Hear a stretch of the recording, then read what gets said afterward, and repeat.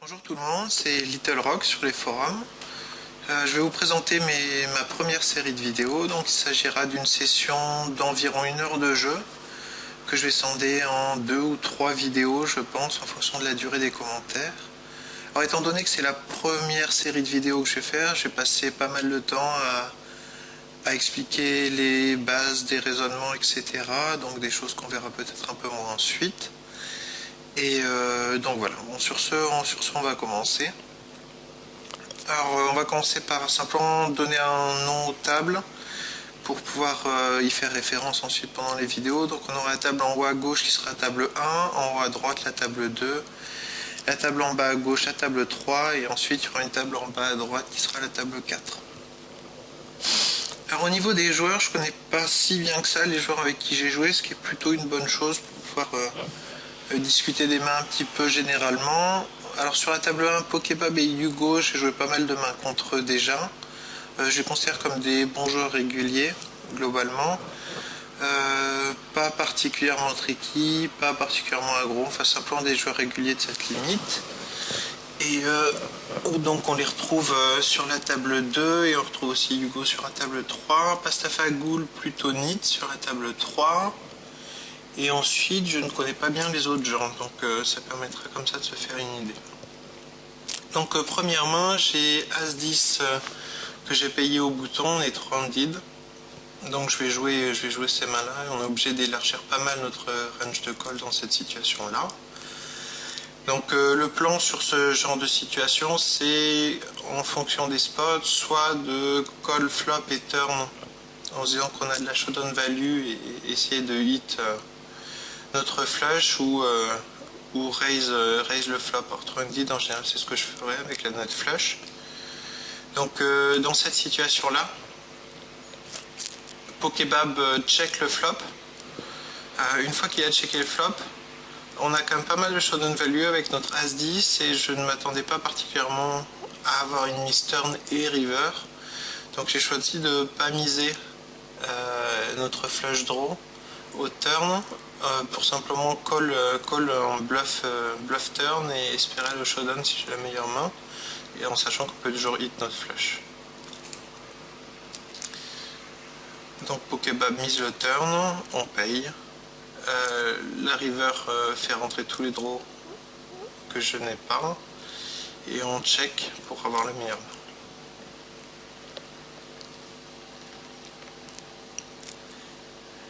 Donc tiens, là c'est pour le début de la vidéo. Alors on avait 2-8, c'était un petit peu les nuts. J'ai voulu prendre un pot pour bien commencer ça. C'est une bonne situation de style quand on a deux limpers comme ça. Par contre 2-8 c'est quand même pas une très très bonne main. Donc le plan c'est simplement de faire un c-bet et de voir ce qui se passe. Si on est payé, je vais lâcher le coup en général là-dessus. C'est d'ailleurs un petit peu désagréable parce qu'avec notre paire de 2, on a de bonnes chances d'avoir la meilleure main dans cette situation-là. Le problème c'est qu'on est au turn, on va se prendre un deuxième miss river et on va vraiment pas pouvoir payer 2 fois. Donc en trunded, enfin au bouton en général, on est obligé de relancer relativement large. Donc Roi 9 fait partie des mains en tout cas correctes pour un style et bien sûr on va pas payer de relance avec ça.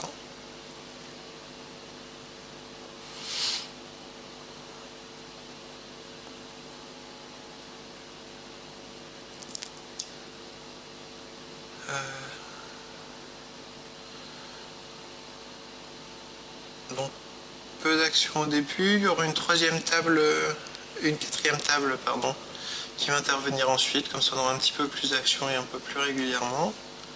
Ce qui est intéressant au début déjà, c'est qu'on va avoir un jeu qui est assez différent en fonction du nombre de personnes à table. On a du trended, je crois même qu'on a un petit peu de heads up ensuite sur notre table numéro 1.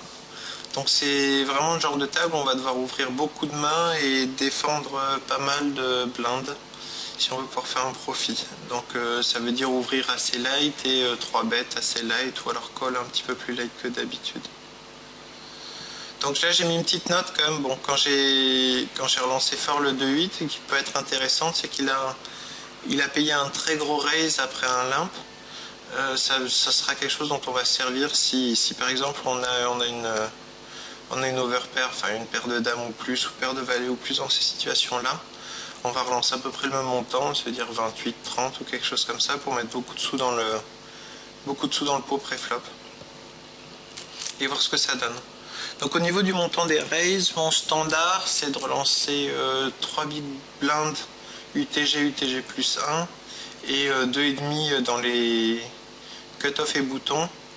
L'idée là-dessus c'est simplement qu'on va avoir beaucoup de style au niveau du cut-off et du bouton et que donc on va être plus weak, donc on va essayer simplement de garder le pot un peu plus petit et ça nous permettra toujours de bluffer petit entre guillemets, tandis que des positions UTG, UTG plus 1 on aura une range qui est quand même beaucoup plus strong et donc de bonnes raisons de mettre un petit peu plus de sous dans le pot. Et en plus on va avoir quand on relance en début de parole, on va avoir des gens qui vont nous payer en position et c'est quelque chose qui est globalement assez désagréable. Donc on sera content de mettre un petit peu plus de sous dans le pot simplement pour avoir un tout petit peu plus de fold. Donc voilà la différence. Donc c'est pas quelque chose qui est figé, il y a différentes choses qu'on peut faire. Donc là pour la paire de 7, j'ai pas misé le flop. J'ai misé le flop. Donc j'étais pas obligé de miser le flop. Là par contre ce que je voulais dire c'est qu'au turn on a une gut shot, donc qui peut toujours être bien. Et il y a quand même beaucoup de tirages qui sont déjà présents et qui sont entrés, donc on est vraiment obligé de miser le turn, même si on n'a pas une main très forte et qu'on va se faire payer par mieux assez régulièrement, mais on va aussi faire payer par moins bien assez régulièrement. Et puis même si on fait coucher une petite flush draw parce qu'il ne peut pas la payer en reposition, ce qui ne me paraît pas très probable dans cette situation-là, mais contre un bon joueur on le fera régulièrement. C'est toujours ça de prix. Donc on a ce rang sur relance sur la table 1, un exceptionnel.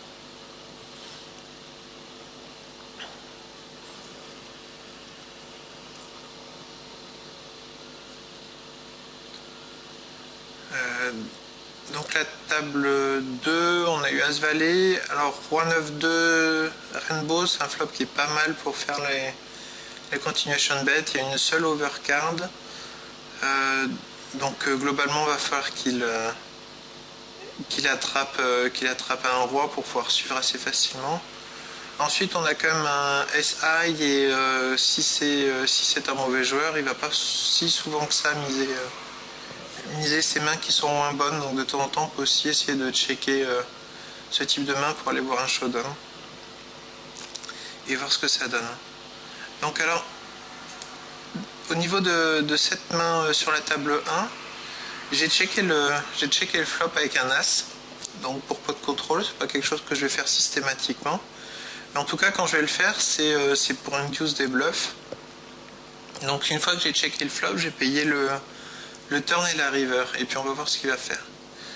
Ce qui est intéressant, c'est que si on a ce type de main là où on check call le flop dans ces situations-là, va falloir le noter pour ensuite s'en servir si on a quelque chose. Donc là, il essaie de nous bluffer 2 fois et on verra par la suite comment je me sers de cette situation-là. Donc là, il y a de bonnes chances qu'ils mettent une petite note sur nous, genre pot de contrôle le flop avec une paire d'as ou quelque chose comme ça, faible. On essaiera de s'en servir.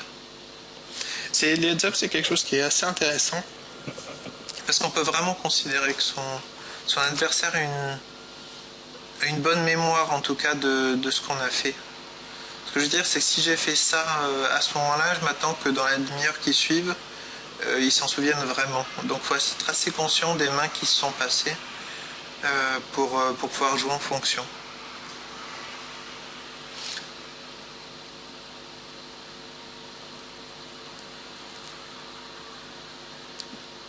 Donc table 3, on est parti avec 7-9. Alors le souvenir que j'ai du bonhomme qui nous a relancé UTG, c'est qu'il jouait relativement tight. Donc c'est une situation, on avait une gut shot, si on était juste en heads up, on aurait pu considérer un call pour envisager de prendre le pot ensuite. Même si contre lui ça me paraît pas la meilleure ligne.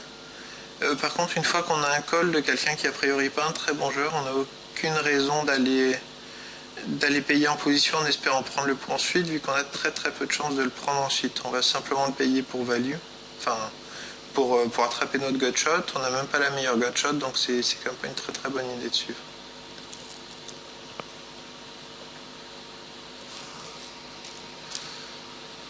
Donc en heads up, un petit peu plus de 3 bêtes que d'habitude.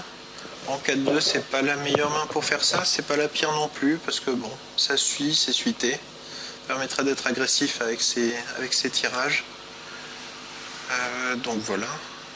Simplement, en fait, quand on est en heads up ou ces situations-là, on a quand même plus intérêt à envisager les 3 bêtes avec des cartes hautes, des rois quelque chose, des dames quelque chose. Si c'est suité, c'est encore mieux. Les rois 3 suités, par exemple, c'est pas si mal que ça.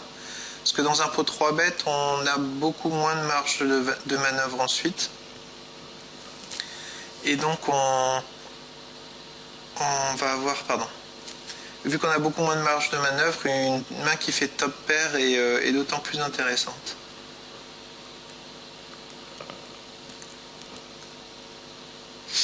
Bon, on avait 8-7. J'ai pas essayé de prendre le pot vu comme il est tombé. J'ai pas d'avis, de temps en temps ça peut mériter un petit bluff dans cette situation-là sur la table 1.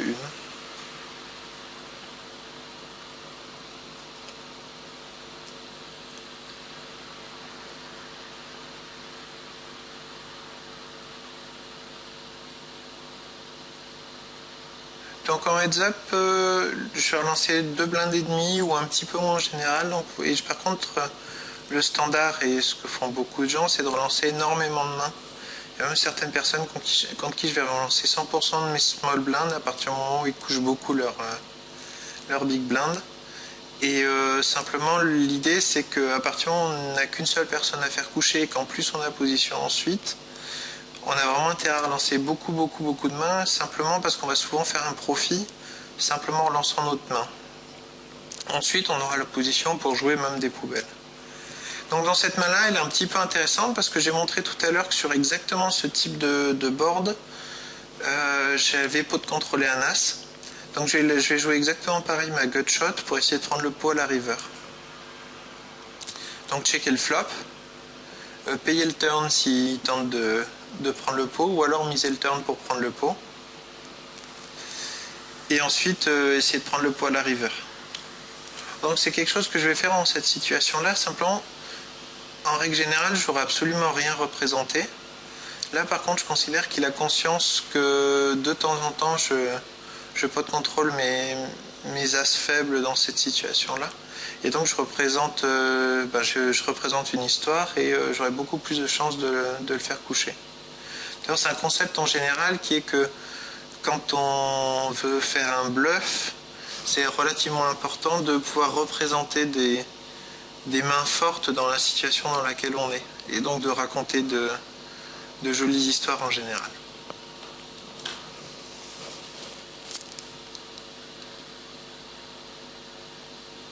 On va avoir la 4e table qui devra arriver bientôt. Je joue globalement avec un HUD. Là je ne l'ai pas mis pour la lisibilité et puis parce que ça permettait un petit peu de discuter des gens sans avoir un paquet de stats qui s'affiche, mais globalement je n'y prête pas tant attention que ça. Ça permet surtout quand on joue beaucoup de tables de se faire un premier a priori sur les joueurs, ensuite la façon dont ils jouent c'est quelque chose d'autre. Donc là la personne que je relance, le Supernova sur la table 2 que je surrelance, et souvenir qu'il était globalement relativement tight. Donc je vais le 3-bet un petit peu plus régulièrement que d'autres personnes dans cette situation-là. Donc il aura moins de style, mais il était tight, il couchait pas mal les 3-bets.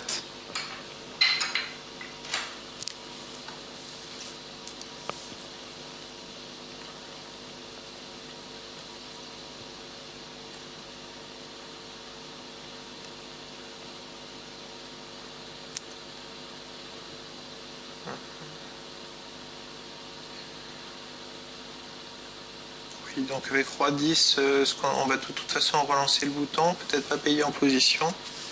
Si c'est Ryan qui relance, sûrement pas d'ailleurs. De temps en temps envisager un 3-bet avec ce type de main là. Alors payer les 3 bêtes en position, là comme sur la table 1, globalement quand on est heads up ou ce genre de situation là, les pocket pairs, les petites pocket pairs en tout cas, c'est vraiment des mains qui sont pas fantastiques parce qu'on va hit notre 7 relativement rarement, donc une fois sur 8. Et à partir du moment où c'est des situations de heads up où il y a pas mal de 3 bêtes, on va rarement pouvoir se faire payer, en tout cas on va rarement récupérer son tapis en entier lorsqu'on attrape notre 7. Donc là après il a une valeur de 3 bêtes qui est relativement faible, donc ce qui me donne quand même de très bonnes côtes. Donc je vais suivre un petit peu plus facilement avec ce type de main là. Ça avait été un petit peu plus cher, je couchais sans plus hésiter que ça. Avec ce type de sizing, c'est quelque chose qui est discutable en fonction de savoir si on va payer ou pas payer.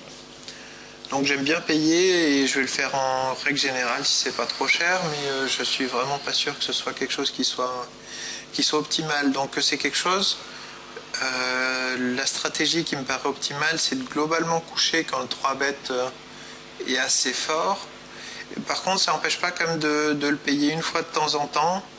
Et par contre, quand on attrape notre breland, si on a l'occasion d'aller un showdown, quitte à lui prendre un tout petit peu moins, lui montrer qu'on peut avoir ce type de main dans ces situations-là. C'est quelque chose qui est relativement important, en heads-up en particulier, mais contre les bons joueurs en général, qui est quand on fait quelque chose qui n'est pas standard, et qu'on a l'occasion d'aller au showdown, alors sans perdre trop de value bien sûr, de montrer nos mains dans ces situations-là, parce que ça permettra un petit peu de... Enfin, ça nous permettra que nos adversaires aient des mauvais reads sur ce qu'on fait. Donc là, et typiquement, en plus, les pocket pairs, par rapport au suited connector, c'est des mains qui jouent qui jouent relativement facilement, entre guillemets, qui est que soit on attrape notre 7, soit on n'attrape pas et on va devoir coucher la plupart du temps. Mais c'est très très difficile de float avec ce type de mains-là parce qu'elles vont jamais s'améliorer, elles vont globalement se dégrader au fur et à mesure de la main. Je veux dire, avec une paire de 6, turn et river, on va avoir encore une deuxième, une troisième overcard par exemple qui vont arriver quasiment tout le temps. Si on avait simplement, si par exemple le flop vient dame 3-2, on a sûrement la meilleure main au flop, mais une fois qu'on a un valet, un as qui est tombé au turn à la river, on va les coucher quasiment tout le temps. Tandis que si on suivait un suited connector et qu'on attrape une paire et une backdoor flush par exemple, quand on a la backdoor qui rentre au turn, ça nous fait de bonnes raisons pour être agressif et pour prendre le pot. Et en tout cas, ça nous fait plus de sorties lorsqu'on attrape une paire pour attraper double paire ou brelan. Donc c'est plus facile à jouer globalement une suite de connecteurs dans ces situations-là. Enfin, plus facile à jouer. C'est pas plus facile à jouer, mais c'est plus facile de faire du profit. Et ensuite, à partir du moment où on est heads up et qu'il va 3 bêtes pas mal, toutes les mains du type roi-valet, roi-dame, etc. prennent beaucoup de valeur et on va souvent tenir notre top pair pour 100 big bet, pour 100 big blind, pardon, en fonction de ce qui se passe.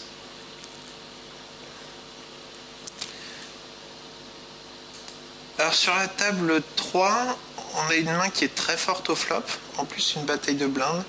Donc on a une open-ended et une paire, et on est relancé au flop.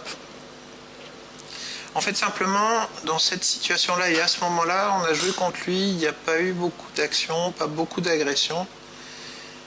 Il y a d'autres situations où ça sera assez bien pour partir tapis, cette main-là, parce qu'on a beaucoup de sorties contre à peu près toutes les mains, et on a une paire qui nous fait de la showdown value, en particulier contre les tirages couleurs, donc ça sera pas mal du tout. Simplement, c'est quand même un board qui est très connecté et on a quand même pas mal de mains qui vont nous battre là dans cette situation là. Avoir 9-10 ou 8-9, c'est pas du tout la même histoire parce qu'on va se retrouver régulièrement contre 9-10 qui joue très fort et qui joue très fort sa main et on aura une très mauvaise équité dans le pot. En plus, il n'y a pas eu trop d'action avec Hugo, en tout cas dernièrement, donc j'aurais tendance à lui donner pas mal de crédit dans cette situation là. Donc j'ai simplement payé le flop et le but du jeu c'est de voir au turn si on attrape notre suite ou un brelan 8 par exemple et pour voir ce qu'on va faire et globalement ça va être du check fold turn. Alors il y a d'autres situations, je vais jouer rapidement. Là simplement on est dominé par beaucoup de mains et il n'y a quand même pas eu beaucoup d'action donc j'avais pas vraiment envie de me retrouver tapis dans cette situation là. Le 4-6, donc j'avais joué doucement.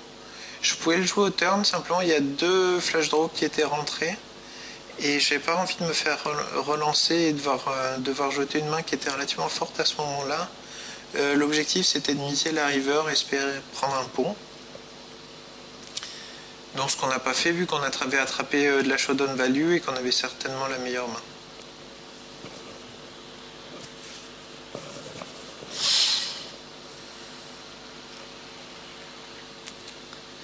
Donc avec Roi 10, on a sûrement la meilleure main. Alors miser le turn peut se discuter, c'est le genre de spot où on est pas mal à checker pour attraper de la value à la river. En tout cas, la river, je vois pas trop quelle main peut me payer à partir du moment où la flush draw est rentrée en plus et que je peux bien la représenter. Ce qu'on pouvait avoir qui nous paye flop et turn, en fait, dans ces situations 3 handed à quelqu'un qu'on ne connaissait pas, c'était soit une paire intermédiaire, soit un as. Et ce sera relativement difficile de leur faire payer à la river en sachant qu'on est battu par à peu près tous les autres rois. Raisonnable, hein, on verra quand même de temps en temps des rois 2, des choses comme ça. Mais donc le value bet river me paraissait pas bon dans cette situation-là. Bon, pour la table 4, notre paire de dames était très bien au flop, un petit peu moins bien au turn. On a dame valet et tout ce qui est roi dame qui aurait pu nous suivre qui sont rentrés. On avait aussi les mains qui nous battaient, en tout cas toutes les paires de 9 au turn qui étaient toujours là. Mais il y avait encore la flush draw, il y a pas mal de... Tous les 10 dames, 10 valets font une paire et gutshot. Donc on peut s'attendre à être suivi. Et puis on avait toujours une gutshot et puis bon, on pouvait toujours attraper notre dame pour le full. Donc ça valait pas mal le coup de miser le turn simplement pour value. Et qu'il y a pas mal de mains qui ont des sorties contre nous.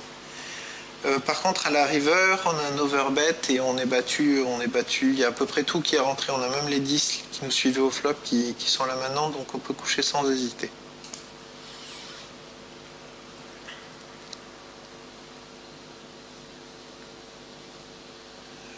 Oui, donc on a 4-2 sur la table 3, attendez, je vais attendre que je ferme ma main. Sur la table 3, on a relancé pré-flop. Et globalement, même avec 2 personnes, on va suivre par un continuation bet relativement régulièrement. J'ai décidé de ne pas le faire en cette situation-là parce qu'on a quand même quelque chose il y a énormément de gutshot dans ce type de main. Il y aura c'est vraiment une situation où on va avoir beaucoup de paires et de gutshot et si on va vouloir miser, il va falloir mettre plusieurs barrels. Le problème que j'ai, c'est qu'avec 4-2, je vais vraiment pas pouvoir attraper grand-chose qui va me donner des sorties pour 2 barrels et simplement 2-3 barrels sans aucune sortie, c'est quelque chose qui me paraît pas très profitable. C'est le genre de situation, si on avait valet 10 pour une gutshot aussi, par exemple, ça aurait été pas mal. Si on avait un as-5 de cœur, ça aurait permis de barrel un turn avec un cœur, et en tout cas si on avait une overcard, enfin ça nous donnait beaucoup plus de sorties. Dans cette situation-là, on n'a vraiment aucune showdown value, on n'a aucune gutshot, on n'a rien du tout. Donc ça me paraît un bon moment pour la laisser tomber. Surtout que c'est un board qui va vraiment bien toucher nos adversaires.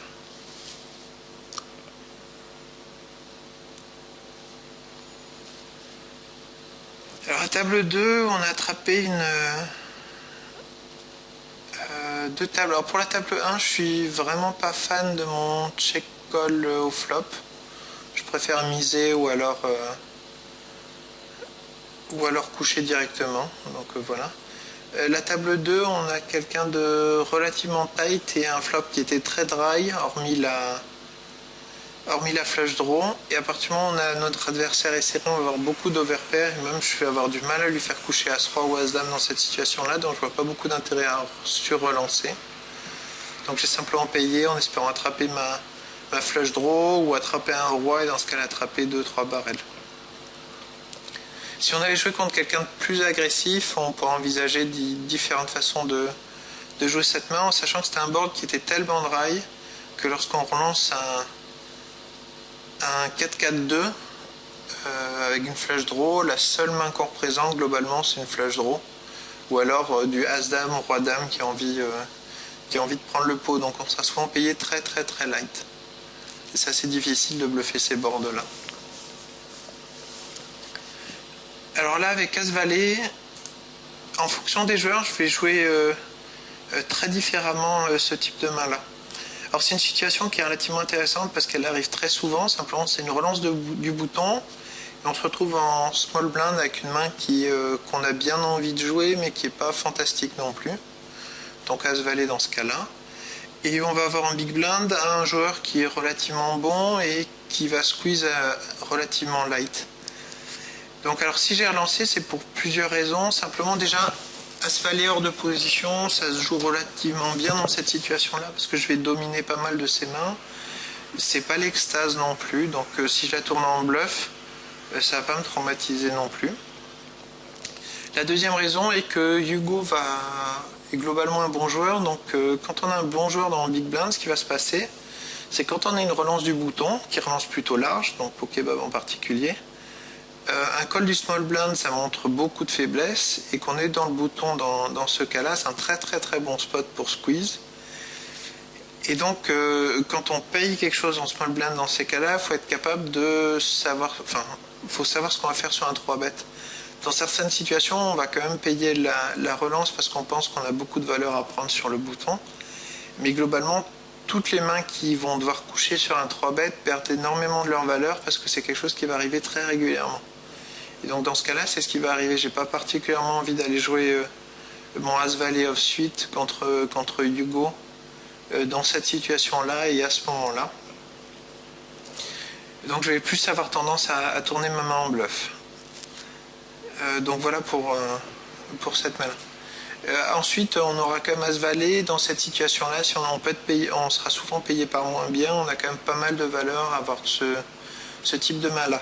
Mais quelque chose qui est important, c'est simplement qu'on va se faire squeeze très régulièrement hors de la main et que ça nous fait perdre beaucoup de valeur de payer small blind avec ce type de main-là. Si on est dans cette situation-là et que notre big blind squeeze énormément, c'est le genre de moment où on peut aussi rentrer des mains plus fortes dans notre range. Je veux dire, on peut avoir des paires de 10, des paires de valets, même si vraiment c'est un maniaque, y rentrer paires de dames et plus. En tout cas, As-Dame, souvent c'est le genre de main, c'est pas mal non plus de payer les small blinds dans ces situations-là parce qu'on sera prêt à partir tapis avec la plupart du temps et pour value, donc ce qui est intéressant, et en plus ça nous permet quand même d'avoir une défense relativement forte de temps en temps et un petit peu d'équilibrer un petit peu notre jeu. On avait attrapé un brelan droit sur la table 2 précédemment. Il y avait des gutshots, il y avait quelques paires qui pouvaient nous suivre. Enfin, de toute façon, on a intérêt, on a une main forte, il faut mettre de l'argent dans le pot au lieu de simplement slow player ses brelans. De toute façon, s'il couche, c'est pas bien grave, on n'attrape pas grand chose. Mais slow player, on va juste arriver à attraper une mise de plus en général, peut-être deux de temps en temps. Et là aussi, à moins de considérer qu'on va attraper beaucoup de bluffs, on a intérêt à faire grossir le pot. Donc là, j'ai eu un min bet sur la table 3 où j'ai juste à compléter et je suis en big blind. C'est quelque chose où j'ai globalement complété avec à peu près n'importe quelle carte. Simplement parce qu'on a des codes fantastiques et par contre, je vais jouer ma main pour sa valeur 2 paires et plus. Donc là, dans ce cas-là, on a top pair. L'idée, c'est qu'on va essayer d'aller au showdown pour pas très cher avec ce type de main là. Donc payer globalement au maximum 2 petites mises. Donc on va voir ce que ça donne. Donc s'il y a une petite mise au flop, on va payer une fois. Le turn, on va devoir le payer une deuxième fois, il y a quand même quelques tirages, si c'est pas trop cher en général. Donc là c'est à la limite, j'ai payé. Et par contre la river, je pense que je fold contre ce joueur là. Et à ce moment là.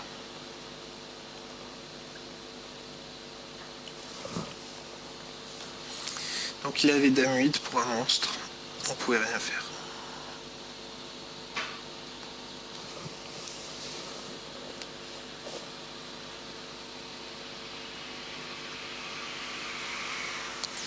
Donc là pareil, on a deux cartes qui suivent, c'est aussi bien qu'autre chose, il y a une très très bonne cote. Je vais compléter à une exception près qui est que de temps en temps on va avoir un big blind qui aime bien voler dans ces situations là, ou dans ce cas là, là aussi compléter devient bien moins bon à partir du moment où je vais devoir coucher sur une relance du big blind. Donc il s'agira plutôt de savoir est-ce que j'ai envie de bluffer avec ma main, donc relancer assez fort le small blind pour pouvoir piquer des sous, ou alors simplement coucher ma main directement. En fait, il y a beaucoup de situations qui vont dépendre des... Globalement, une bonne idée, c'est quand on va jouer une main, c'est de se demander ce qu'on va faire sur une relance dans à peu près n'importe quelle situation. Ça permet d'envisager beaucoup de choses. Et par exemple, dans ce type de situation, savoir, quand on complète avec des mains relativement faibles, savoir ce qu'on va faire sur une surrelance des une ou deux personnes qui vont suivre ensuite, c'est relativement important. Parce que si ce qui va se passer, c'est qu'on va devoir coucher à chaque fois qu'il y a une surrelance et que cette surrelance est probable, toutes nos mains perdent énormément de leur valeur. Donc ce serait une très bonne raison de les coucher. Donc toujours pareil au bouton, on va relancer beaucoup plus large que valet 10 dans cette situation-là. Surtout qu'on a un big blind qui est relativement tight, donc il va coucher beaucoup de ces big blinds. On va relancer très large dans cette situation-là, en sachant quand même que notre small blind qui est easy relance très large dans les blinds, et en particulier au small blind. Donc ça va compenser un petit peu pour le fait d'avoir un small blind tight. Un big blind tight, pardon. Donc bon, on avait top 2, donc le plan c'est bet. Et le but de jeu c'est de mettre de la value, d'attraper le maximum de valeur là-dessus.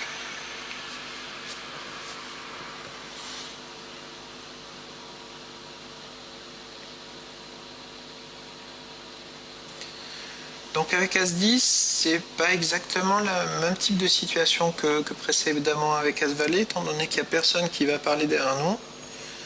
Simplement, on est dans une situation où jouer As-10 sauf suite hors de position, c'est une main qui est globalement difficile à jouer. Donc je vais la payer de temps en temps. Par contre, c'est quand même une main qui est très forte et ça serait dommage de la jeter comme ça.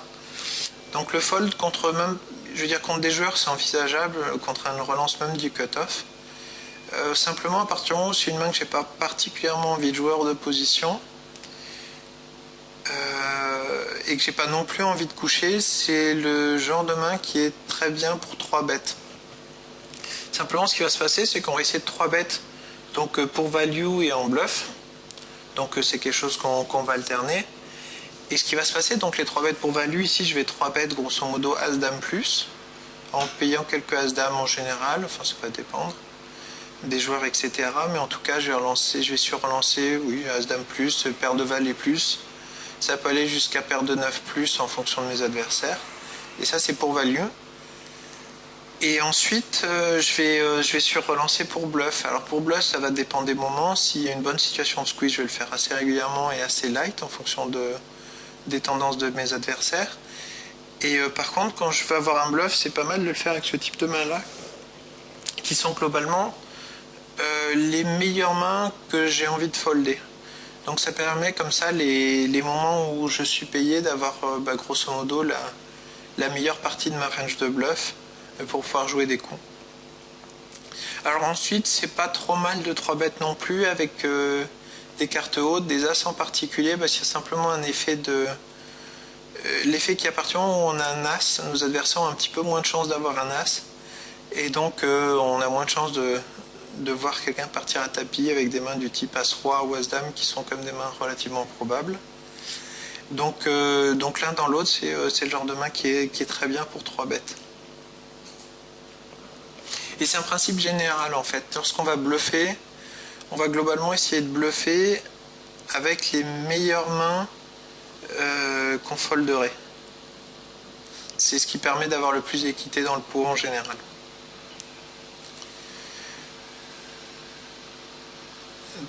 Donc là, avec notre As-7, je vais pas donker si souvent que ça dans cette situation-là. J'ai simplement complété parce qu'il y a beaucoup de valeur à attraper la nut flush, donc pour jouer pour pas cher en tout cas. Donc les suited connectors ou les as suités, c'est des mains avec lesquelles j'aime pas bien bluffer dans ces situations-là. J'ai donc ce qui se discute en me disant qu'il y avait une flush draw et des gutshots. Alors là, on a déjà toutes les gutshots qui sont rentrées, enfin au moins une partie. Et les as qui étaient meilleurs que nous, que j'étais pas bien sûr de pouvoir faire coucher, donc ça se défendait. Donc voilà, d'ailleurs le 5-6 qui suit, c'est vraiment une relance quasi automatique dans cette situation-là. Mais je l'ai pas fait parce que bon, je venais de perdre un coup et j'y repensais encore un peu, je pense. Même si c'était pas un gros coup. Alors le 4-7, je vais le jouer simplement pour... Quand il y a un mauvais joueur dans les blindes, dans le big blind en particulier, qu'on a la position, on va beaucoup ouvrir sa range de relance pour pouvoir jouer des pots contre lui. Simplement parce qu'on pense qu'il y a pas mal de valeur à les jouer. Donc là aussi je vais suivre avec As-9 parce que j'ai mon joueur à côté et pouvoir jouer un pot avec lui, c'est toujours quelque chose qui est sympa. Alors pour le As-Roi-Roi, contre lui en particulier, la mise au flop était tout à fait standard. Là dans cette vidéo, j'ai beaucoup peu de contrôler mes As dans ces situations-là. C'est pas du tout mon standard, mais c'est quelque chose que je fais de temps en temps, j'alterne en tout cas. Donc au turn de toute façon on va payer une mise, ça c'est quelque chose qui est certain.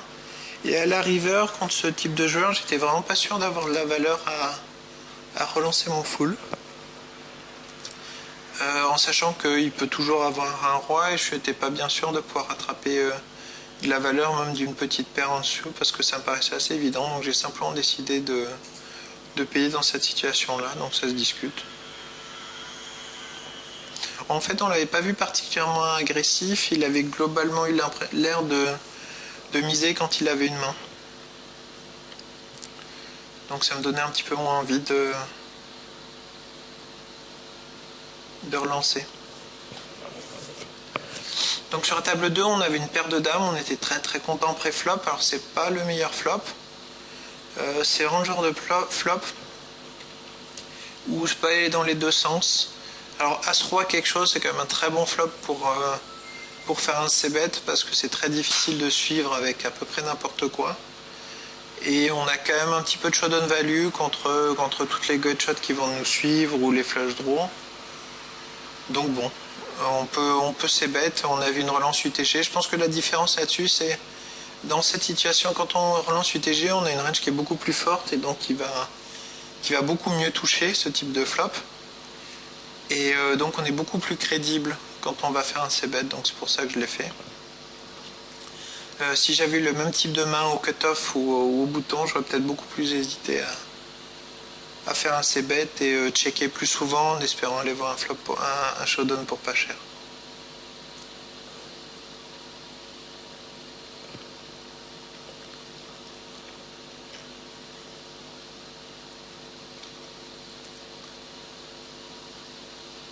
Ouais, donc là on avait As-10 dans exactement la même situation que tout à l'heure, dans la table en haut à gauche.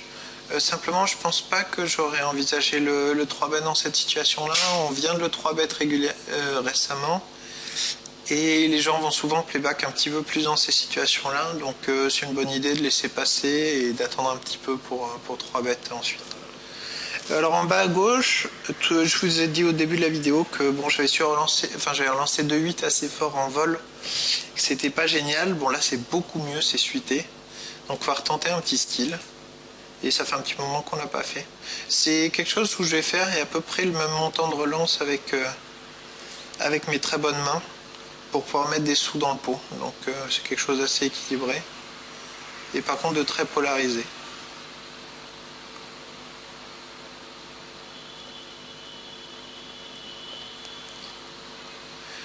Alors en bas à droite, j'ai suivi avec As-Dame suité parce que ça me permet d'avoir une main forte. C'est pas mal non plus, on a deux joueurs qui vont être relativement agressifs dans les blindes. Et donc ça nous fait une très bonne main pour pouvoir payer les 3 bêtes. Ou alors 4 bêtes en fonction des moments. Donc ça c'est quelque chose qui rajoute de la valeur à payer As-Dame au bouton dans cette situation-là. Ensuite j'aurai la position sur Pokébab et le fait que ça soit suité, ça va faire que c'est beaucoup plus facile de la jouer agressivement post-flop quand on attrape une flush draw. ou d'autres tirages forts, ou des backdoors, etc. Ensuite, une fois que le flop arrive 4, 5, 9, on a une main qui a quand même pas mal de valeur là-dessus, en tout cas qui peut s'améliorer. Donc je vais globalement suivre le flop en général. L'idée derrière, c'est qu'on a de temps en temps la meilleure main, pas toujours dans cette situation-là. Mais en tout cas, il y a quelque chose qui est intéressant, c'est que si on attrape notre dame ou notre as, on va souvent récupérer un deuxième, un troisième barrel. Donc il y a beaucoup de valeur à flotter ce type de main-là, parce qu'ensuite, si on attrape nos mains, on va souvent être payé. Et on va les jouer passivement justement pour être payé dans ces situations-là. Donc ça s'est pas amélioré au turn. Une mise est discutable, mais on a quand même souvent la meilleure main.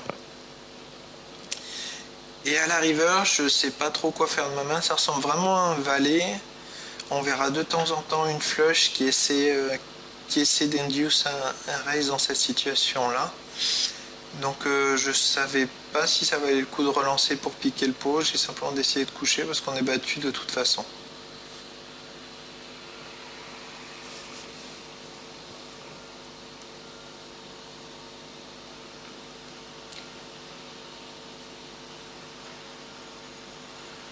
Donc là on a encore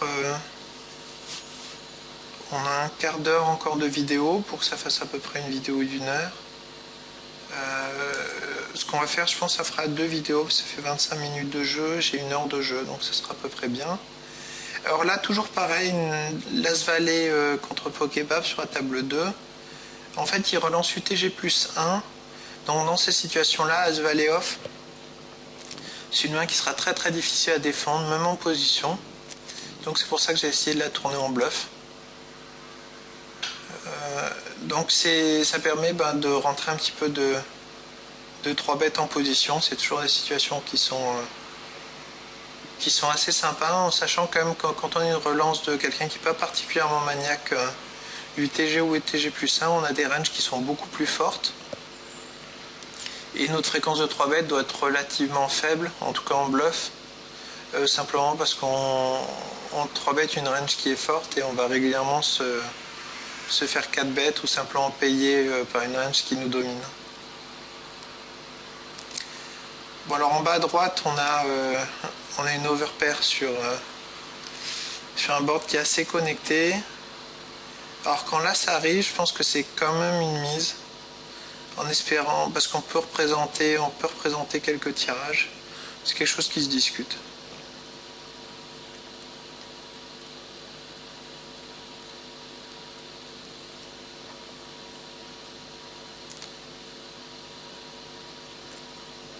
Alors roi 2 dans cette situation-là, c'est vraiment, on a 2 personnes qui payent sur la table 3.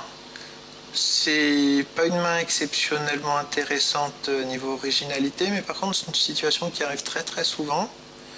En fait, on était payé par 2 joueurs, et en particulier dont un joueur qui est relativement tight.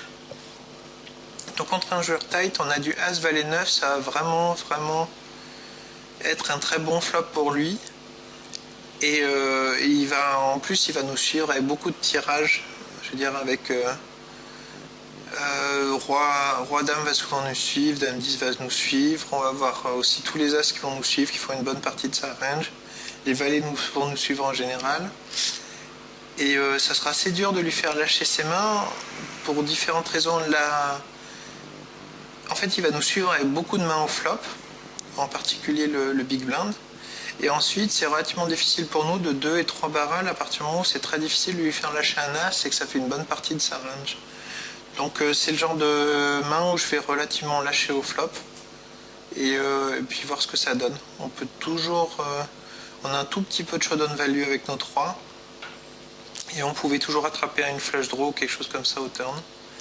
Ensuite, quand on a...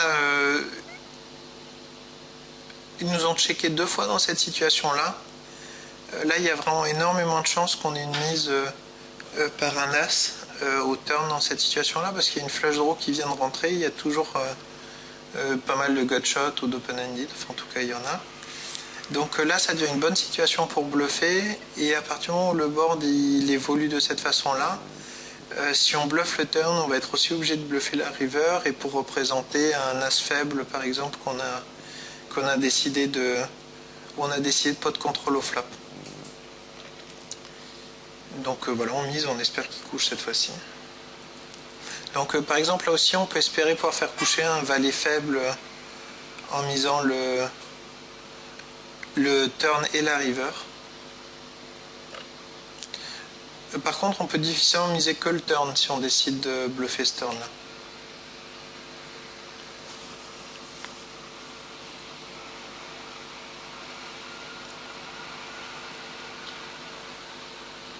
Oui, là encore les valets, tout à l'heure c'est un petit peu comme le As7 que j'ai fait.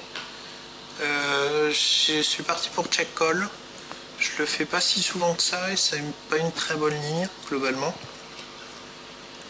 Je préfère très nettement un c-bet et prendre le pot tout de suite, ça me va bien. Simplement dans cette situation là, j'ai l'impression que si je check call le flop, je suis obligé de check call le turn. Et check call le turn, j'ai l'impression de bien représenter un roi qui a décidé de pot contrôler ou quelque chose comme ça, et donc c'est un fold river. Mais je me retrouve dans une situation où je vais souvent coucher la meilleure main enfin je vais coucher la meilleure main assez régulièrement et c'est difficile de la jouer autrement. Alors qu'en misant le flop, je me serais simplifié la vie et je pense que ça aurait été plus intéressant. Donc d'ailleurs je vais encore penser à cette main là parce que simplement j'ai eu une limpe du small blind sur la table 1. C'est quelque chose que je vais vraiment relancer avec n'importe quelle carte en big blind, à moins de jouer contre quelqu'un qui en ait vraiment conscience. Donc là c'est contre un jeu récréationnel, je vais en relancer quasiment tout le temps. Tant qu'il n'y a pas d'ajustement bien sûr.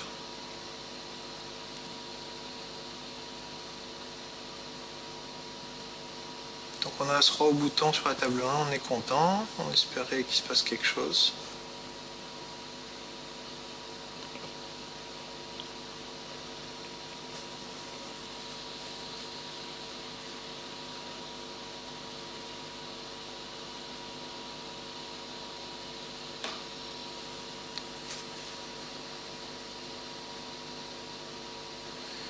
Donc pas énormément d'action maintenant.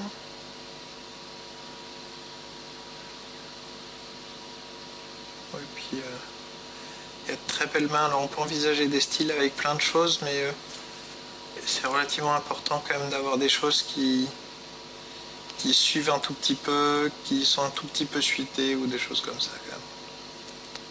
Ça nous aide pas mal. Donc là en bas à droite, alors je vais la folder, mais roi 8 dans cette situation là c'est une bonne situation de 3 bêtes. Surtout qu'il nous a montré qu'il couchait assez régulièrement les 3 bêtes. Donc bon tiens d'ailleurs c'est ce que j'ai fait. Et roi 8 ensuite, c'est pas une main fantastique, on est bien d'accord. Par contre il y a quand même il y a possibilité de faire top pair, c'est vraiment quelque chose qui est important, encore une fois dans les pots 3 bêtes.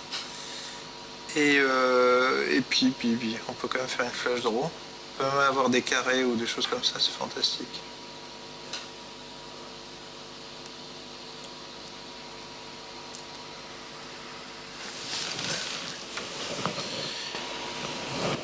Oui. Donc on a un limpeur UTG, pas un très bon joueur, on est relativement content de l'isoler dans cette situation-là. Et roi 6 sera aussi bien qu'autre chose. C'est un peu la même idée que ce qu'on a vu précédemment, c'est que faire top pair en fait dans ces situations-là, c'est pas mal du tout. Donc là on a une flush draw. Alors au flop, on sera payé par pas mal d'over. Et le turn aurait pu mériter un... Bon, j'ai pas réussi à faire pause avant. Le turn aurait pu mériter un second barrel. Parce qu'il y a beaucoup de roi dame, dame valet, tout ça qui vont nous suivre. Simplement, si on joue contre un mauvais joueur, il va très souvent nous slow payer un 8 ou une main forte dans cette situation là. Donc j'avais pas envie de perdre la valeur de ma flush draw. Et ensuite à la river, quand j'attrape mon roi, on a top pair, donc c'est presque les nuts dans cette situation là. Et donc on va la miser, et tout ce qu'on n'a pas envie de voir, c'est une sur-relance parce qu'il y a beaucoup de 8. Enfin, il y a beaucoup de 8. Il y a des 8 dans sa range. Et sur une sur-relance, on va pouvoir coucher sans trop se poser de questions. Et là, on voit ce qui est à peu près le plus désagréable qui peut nous arriver, qui est une mine sur relance. Alors là, le problème, c'est qu'on a des cotes de folie. Donc, on a 50 à payer pour gagner 250. Donc, il faut avoir raison, quelque chose comme une fois sur 5 ou une fois sur 6. Et alors, il y a tellement de 8 dans sa range que je suis même pas sûr que le call soit profitable dans cette situation-là. Mais bon, j'ai dû payer en espérant qu'il ait fait un misclick ou quelque chose comme ça. Mais là, on est battu très souvent. Et j'étais embêté. Donc on paye et on voit un 8. Non, tant pis.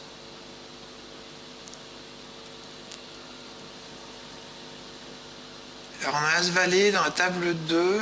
On a une backdoor flush, donc ce qui me fait une bonne raison pour payer. Une fois qu'il check le turn,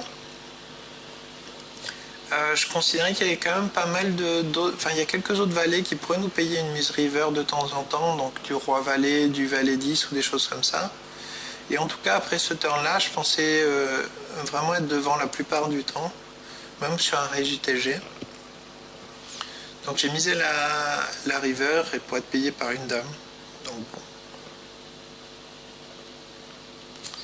Donc là, une overpair sur le board, on va miser autant qu'on peut pour value sur la table 4. Mais c'est couché.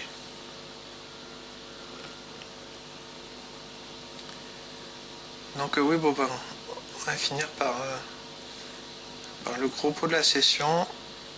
Alors on a 6-3 sur la table 1. Et on va se faire 3 bêtes. Je vais mettre pause à ce moment-là.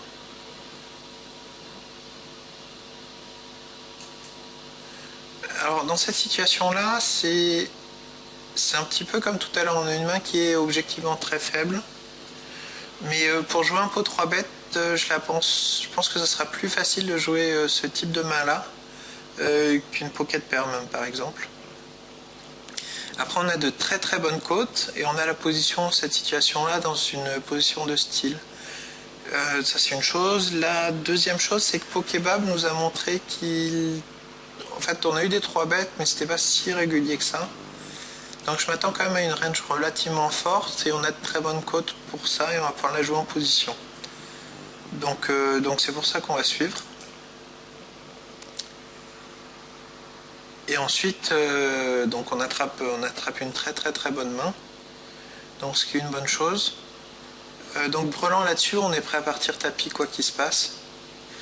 Là à ce niveau-là au flop, je vois pas beaucoup de raisons de relancer le flop. De toute façon en fait si on relance le flop, s'il a As-Roi As-Dame, à peu près quel que soit le turn, on va mettre nos tapis au milieu. Même si le turn c'est un trèfle, ça ne devrait pas changer grand chose à partir du moment où il a une top air, top kicker ou quasiment dans un pot 3 bêtes. Je ne m'attends pas à pouvoir le faire coucher si j'avais air dans cette situation là. Donc on va payer, lui laisser un petit peu l'occasion de mettre une deuxième mise s'il a décidé de bluffer. Donc ça c'est une chose. Et par contre la seule chose qu'on lui donne en fait c'est des sorties s'il a une paire de rois qui peut attraper un roi ou quelque chose comme ça. Donc le turn par contre on attrape un trèfle. Alors le trèfle c'est pas une mauvaise carte pour nous parce que ce qui va se passer c'est que pour lui ça va lui faire une très bonne carte pour barrel. S'il a par exemple une paire de rois avec un trèfle, une paire de dames avec un trèfle, une paire de valets avec un trèfle, ce qui va arriver de temps en temps. Et en tout cas, si elle a un as et soit un valet, soit la dame, soit le roi de trèfle, on est à peu près sûr qu'il parte tapis dans cette situation-là avec relativement peu de sorties. Donc à partir du moment où cette fois-ci il a pas mal de tirages, et même de tirages qui sont assez forts, on a toutes les raisons de partir tapis et espérer être payé par moins bien que nous à peu près tout le temps. Ceci dit, je discute de cette main, mais elle se jouait relativement toute seule.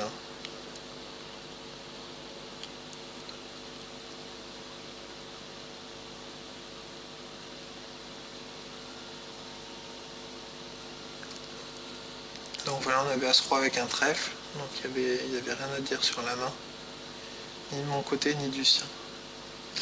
Donc voilà, bon ben on va finir sur cette main là pour la première partie de la vidéo, et puis vous me direz ce que vous en pensez dans les forums, etc.